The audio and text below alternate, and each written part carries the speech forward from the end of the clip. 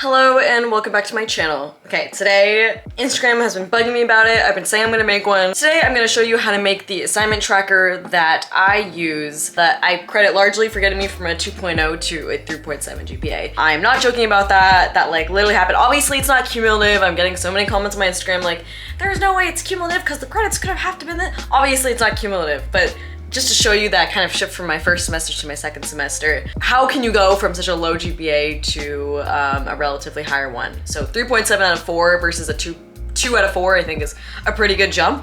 There's a couple factors. Number one, I this year actually got diagnosed with ADHD. I've known I've had it since high school, but I've never gotten a diagnosis because I was told a diagnosis is only useful if you want medication. So I was like, I'll just thug it out. Classic South Asian approach to everything, just thug it out. Actually, I failed quite miserably. And it was good that I failed in some ways because now I get to know how my brain works and whatever, but I'm done with my struggling era. I need to be stable. I need to figure out how my brain works. My dad always told me in high school and even in college when I was failing miserably, like they weren't happy with me, obviously my parents, but I'm in school to figure out how my brain works. And no matter like what degree I get, no matter what job I get, I'm figuring out how my brain works through being in school. But just to preface this, I don't want to glorify medication, okay? That is the last thing I want to do on this channel because I don't want people to look at this video and go, yeah, I need to go and get prescribed meth and like be happy for the rest of my life. That's not how it works. It is not a cure-all. It is not the only, treatment that I am doing. I'm trying to find a therapist. I like journal.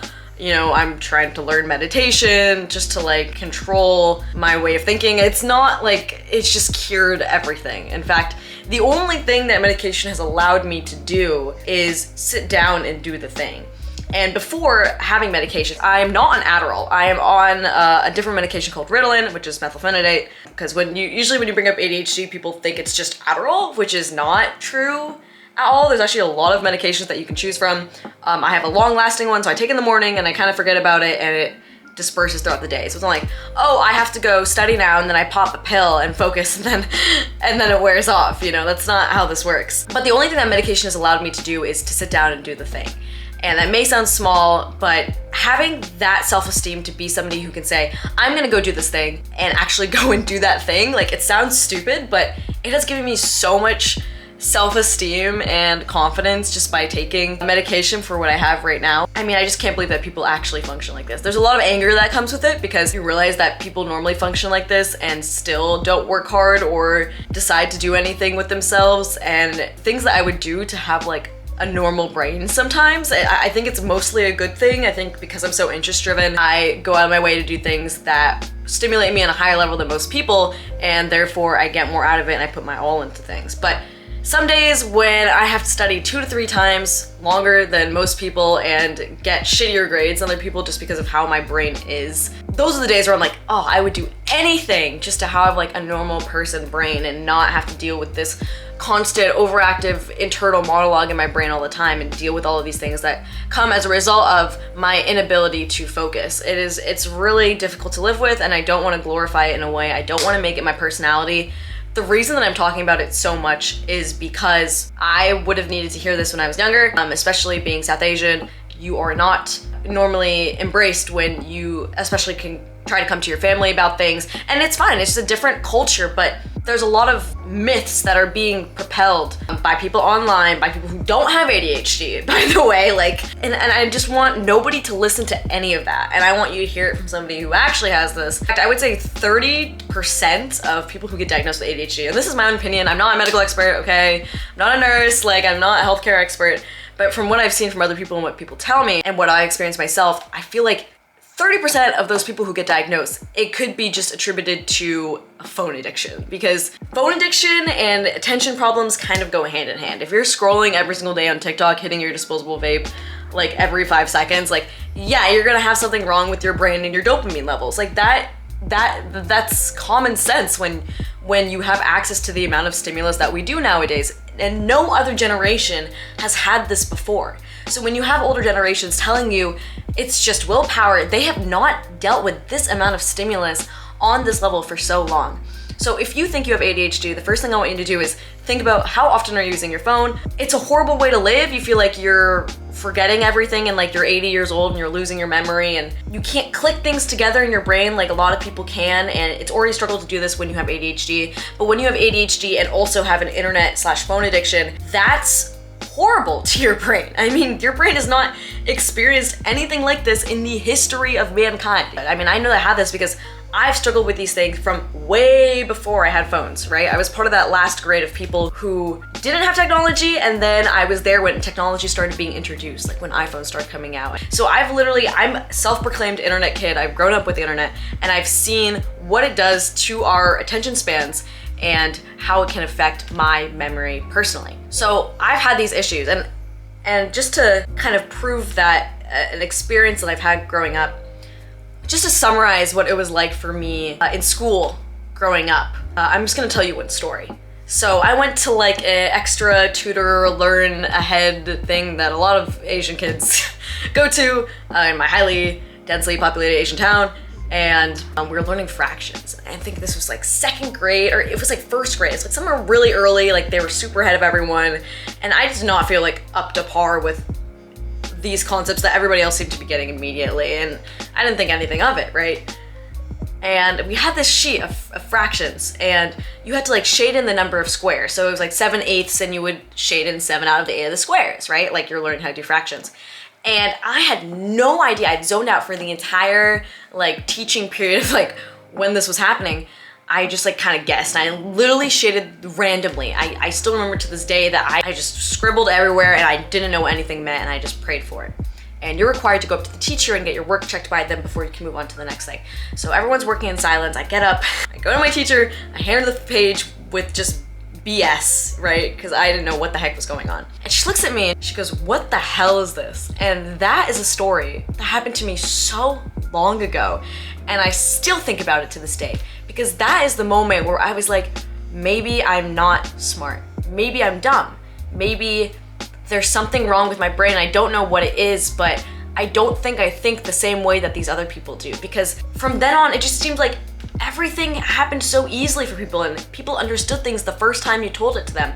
And I needed to be told 5, 6 plus times, and even then I wouldn't get it right, and I would be always the first one to make mistakes. I did crew, which is a very like organizational type of task, right? I was a coxswain, meaning like I steered the boat and I gave directions, and I have to be responsible for information and race planning and all of this organizational kind of mental. I sucked at it. And I couldn't understand, how can all these other coxswains be told something once and they get it and they do it right, but I couldn't do it. I don't know what it was. It was like I needed to be told exactly what to do, otherwise my brain was not gonna have any common sense. And I would boil it down to honestly that one sentence is, I've never felt like I've had common sense of what to do rationally. Like driving, I only got my license when I was like 19, like when I just turned 19, okay? Like I've only had my license for like a year just because I was so afraid of, I don't know the exact details of driving at every single moment, and when I have to make split-second decisions, am I gonna be able to make the right decision? Oh, when you don't trust your gut instincts like that growing up, I'm actually kind of getting emotional when I talk about this, because saying it to myself now, it is very sad to think of how I thought of myself growing up, because I just thought I was stupid. Like, especially when you're around a bunch of other Indian people who like have been coding since they were 3 and are the smartest people you've ever met in your life. And I didn't take any honors classes, or the ones that I did, I failed out of. You feel like you won't be talented at anything your entire life. You're not gonna be good at anything. You're not gonna be a reliable friend or daughter or whatever you are. You just feel like an unreliable human being because you can't seem to stay stable like everybody else can. And that's something with women as well. Your emotions are very varied, especially in women with ADHD. So growing up, I'm like, maybe I'm bipolar because my highs are super high and my lows are this like unbearable low since I was like 12 years old. That's not normal, right? And just this whole group of things that people think that it's just focus, and it's so much more of a struggle than just my inability to focus, because that inability to focus translates to every single part of your life. I mean, in high school, I would jump around from the high school relationship just for stimulus, and like all of these behaviors I had growing up that I just thought were normal or could be attributed to personality, I found out have actually been a symptom of this thing that I've grown up with, which actually runs in my family. I would lose everything. I've lost every single piece of clothing that is important to me. I lose everything. I've lost my water bottle tens of millions of times. Like, things that people don't normally have to think twice about remembering. I have to double check and triple check everything in my life. And even with medication, that memory issue is still there because your inner monologue is so overactive that it kind of crowds out all of the stuff that you really should be thinking about, because I'm thinking about the next thing, and then there's another voice on top of that, and you can even just tell from the way that I talk that there's a billion things going on in my mind right now. I'm not gonna remember to get my water bottle because there's trillion things going on in there, and so I would lose things, right? And an inability to follow directions. I just reached a point where I know this isn't right. I know that this dark place that I'm in, there's something that I can do about it, because I can't keep going through this high-low cycle my entire life. I'm sick of it. I want to be reliable. I don't want to either be doing super, super well or be down on the floor forgetting everything, failing all my classes, hence the 2.0 to 3.7 change, right? And at some point I was like, you know what, I know I have this thing.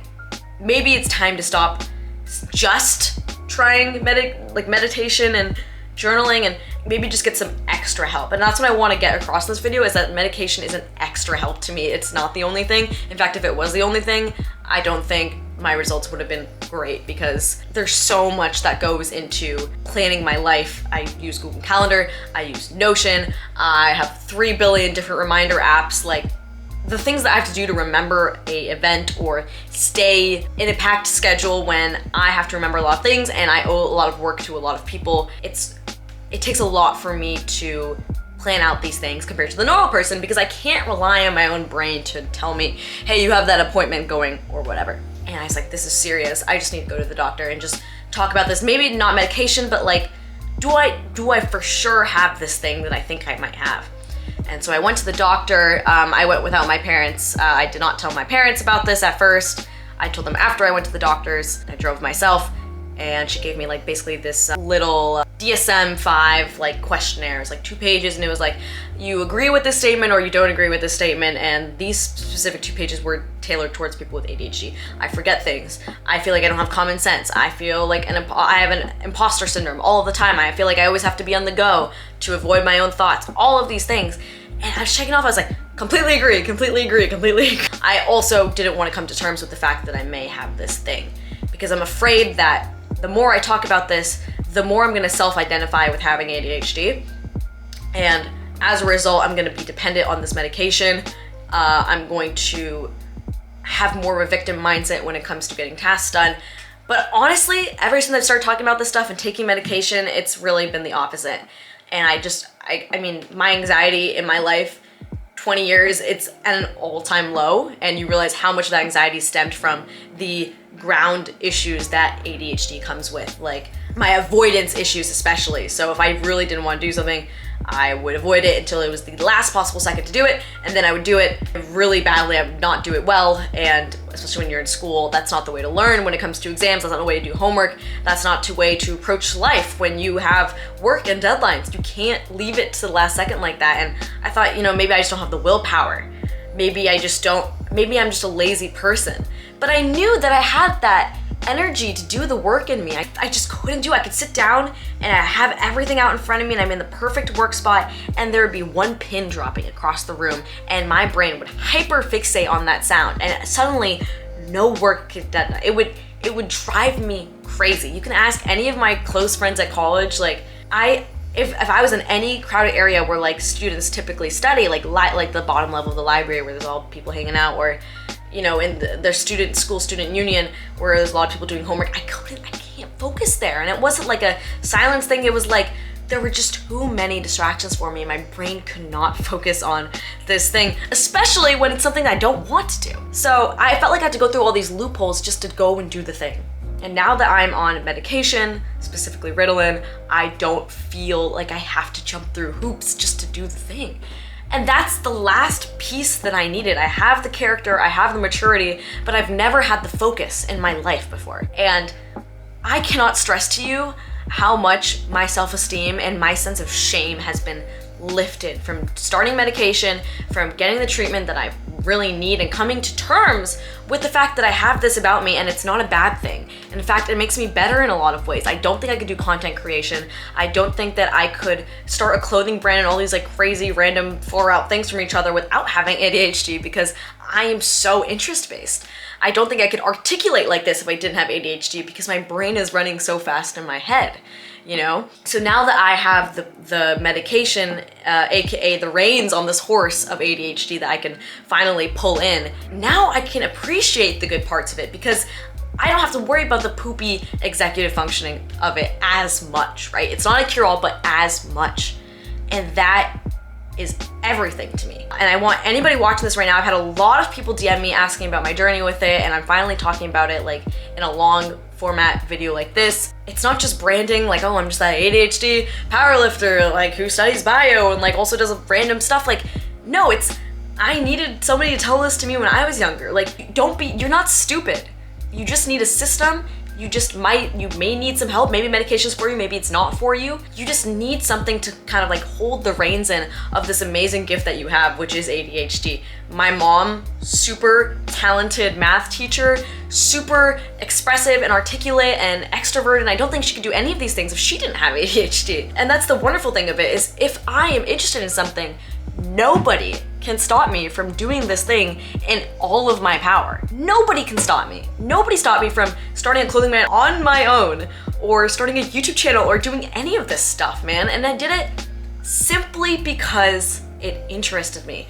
And for most people, that's not enough. They need to get something out of it. But for me, that stimulus is everything to me, because otherwise my brain kind of like shrinks if I'm doing a task that I am not 100% passionate about and interested in. So I wanna get out that way. That's kind of the lore. I've been taking it for 3 months now, my medication. And I mean, it's only been 3 months, and you can see, I'm sure compared to my old videos, and just the change you've seen in my content in general, I'm telling you, has been attributed because of this journey that I've been on and this acceptance of what I have. And I'm not a horrible South Asian daughter because I have this thing. In fact, I'm gonna make my parents prouder doing something that not many people can do because I have this special thing. You know, I'm gonna be the ones who go outside of the box and have my parents brag about, because I am out of the box as a person. I do powerlifting when I look like this.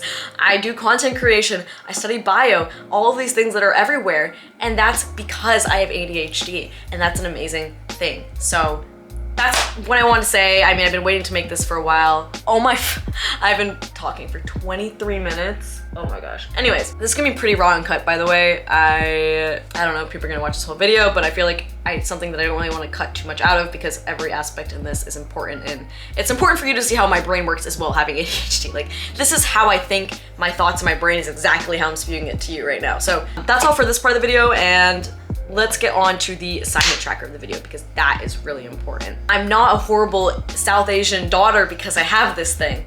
In fact, I'm gonna make my parents prouder doing something that not many people can do because I have this special thing. You know, I'm gonna be the ones who go outside of the box and have my parents brag about, because I am out of the box as a person. I do powerlifting when I look like this. I do content creation. I study bio, all of these things that are everywhere. And that's because I have ADHD, and that's an amazing thing. So that's what I want to say. I mean, I've been waiting to make this for a while. I've been talking for 23 minutes. Oh my gosh. Anyways, this is gonna be pretty raw and cut, by the way. I don't know if people are gonna watch this whole video, but I feel like it's something that I don't really want to cut too much out of, because every aspect in this is important, and it's important for you to see how my brain works as well, having ADHD. Like, this is how I think. My thoughts in my brain is exactly how I'm spewing it to you right now. So that's all for this part of the video, and let's get on to the assignment tracker of the video, because that is really important. So I'm just gonna explain a little bit of how this works. So this is the front page. We have a days left column, which I've already coded for you. We have a due date here. If you want to add a new one, you can just click on that column and you can choose whatever you want. But for the days left, so I'll show you right now, you have Thursday, 12/28. And in order to have a new days left input, I do have to drag it down. But that's the only thing that you have to autofill yourself. Everything else you have right here. So this is the drop-down menu for your status. And I find that the in progress really helps for me, because it lets me chip away at things earlier in the week. So that's pretty important. And I also hate that this is like that gray color. I hate seeing that, so getting to change that to something with color was like a big motivator for me. You can edit your classes here, and there's an edit button, so on the right you can see you can change it to like whatever classes that you have. And I have all the instructions on the next page, and this is a new feature that Google just came out with. I haven't really used it myself, but it creates like a schedule basically for you, and you can adjust all of that in the settings as well based on how you want it to look. But I included that as well in case anybody wanted to have like a calendar view. So that's just the gist of it. If it's dark red, that means there's like there's 0 to 1 days left. So for example, let's choose tomorrow from when I'm filming this. So it'll show up as dark red. We're going to change it for now, so when I release it, it'll show the dark red already. And then light red is 1 week left, and this is 2 weeks or less left. So that's pretty helpful, and then everything else is like 2 weeks plus. This lets me get a sense of urgency. So I know I have a giant assignment tracker with all these assignments, and it's pretty overwhelming to look at it, so how do I know where to even start? The ones that are in dark red or light red are the ones that I just chip away at. So I'm not even thinking about, you know, these guys over here. Another thing I included was if you have the word exam or mini quiz in the assignment, it's going to turn orange. This lets me see what exams I have coming up. Maybe they're on the same day, maybe they're a little bit far apart from each other, and it lets me see that. And finally, I have the optional here. So if the assignment contains the word optional, it's going to turn purple.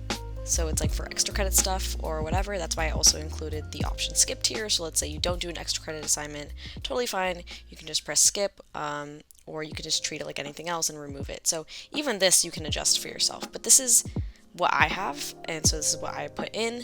It's pretty smartly, it's better coded than my last one, and anyone can do this. So if you feel like this seems like a lot to do, I promise you it's going to help so much. And if you ever, like, if you're putting things all in at once and, oh my gosh, like, okay, I'm putting them all in separate orders, just right click on the column. You have to right click at the letter, so the letter of the column, and you go sort sheet from A to Z, and it's going to automatically put those in order for you with the row, so with the assignment, everything. So you can put assignments in any order you want. So that is the gist of it. I hope this helps out a lot of you. I know I needed this, and it makes me really happy to know that people are going to download this and people are going to use this, and maybe it saves someone else's GPA like it saved mine. And that's it. Thank you for watching this whole video. I know I yapped a lot, but I think it's pretty important to talk about this stuff and learn the skills, the organizational skills that I would have needed to know. So that's pretty much it. Thank you for watching, and I will be back next week.